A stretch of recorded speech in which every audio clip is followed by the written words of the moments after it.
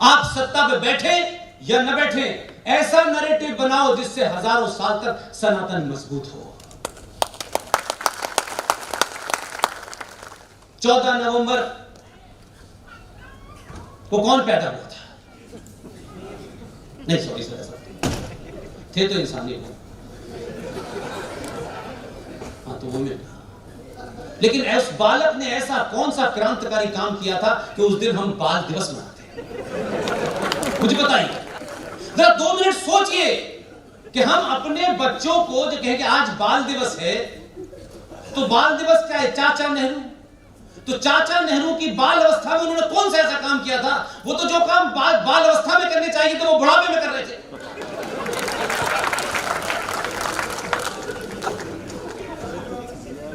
अगर हमारे देश में यह बताया जाता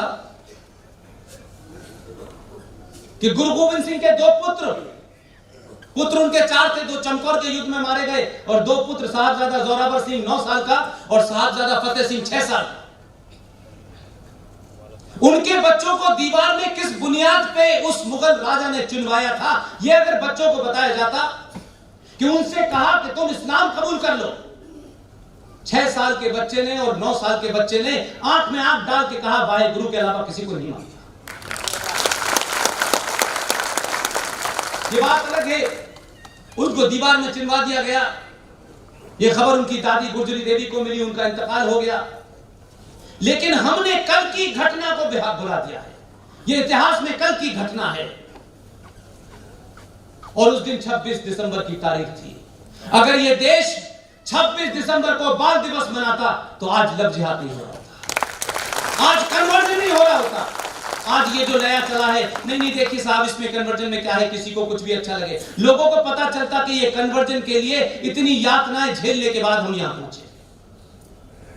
जो सिख वहां खड़े हुए हैं वो सारी कौम तो नहीं है, लेकिन टर्बन बांध लेने से सिख नहीं होते।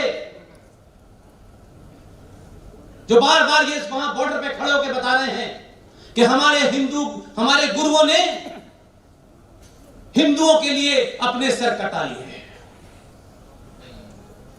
मैं उनसे पूछ रहा हूं, ये भी साथ साथ बताओ देश को कि सर काटे किसने थे। ये जो आए हैं तुम्हारे आंदोलन के अंदर पीछे से बिरयानी देने, गुरुद्वारे शीशगंज में किसका शीश किसने काटा था, इनको बताओ ना। हिंदुओं को बचाने के लिए आए, मानते हैं भाई, हमने कहां कहा ये? एक समुद्र है सनातन, उसमें से कभी कोई बौद्ध बना, कोई जैन बना, कोई सिख बना। सबको अधिकार है, अगर किसी को लगता है कि मैं कुछ और नया कर सकता हूं, करिए। लेकिन एक बेसिक चीज है जो भारत के मूल में है कि आप उसी मां के बेटे होकर अलग अलग तरीके से चले जाइए, कोई फर्क नहीं। आपको लगता है हम जैन बन सकते हैं, बनिए, बहुत बनिए, कोई दिक्कत नहीं, कोई आपको रोक नहीं रहा। लेकिन आप अपनी मां को समाप्त करने की हिम्मत नहीं कर सकते। जो इस मां को समाप्त करने की हिम्मत करेगा उसे सनातनी समाप्त कर देगा। इसलिए ना तो आप फिल्मों से प्रेरणा लेते हैं। एक फिल्म आई थी मदर इंडिया, उसके बेटे ने उस फिल्म के रोल में उस मां की आस्थाओं और परंपराओं के खिलाफ कोई काम किया। उसने उसको वहां तक बर्दाश्त किया जब उसको लगा कि मेरे पूरे मां के धर्म के ऊपर, मां के अस्तित्व पे सवाल खड़ा कर देगा। उसी मां ने उस बेटे को गोली मार दी। ये फिल्म में दिखाया गया। इसलिए आप जाएं, जो करना है करें, लेकिन जो मेरा मूल है उसे कोई भी चैलेंज नहीं कर सकता। और ये जो लुटेरे आए हैं 1400 साल पहले टेंट से लेके यहां तक आए हैं, आज भी टेंट में ही हैं। ये डरा सकते हैं, धमका सकते हैं।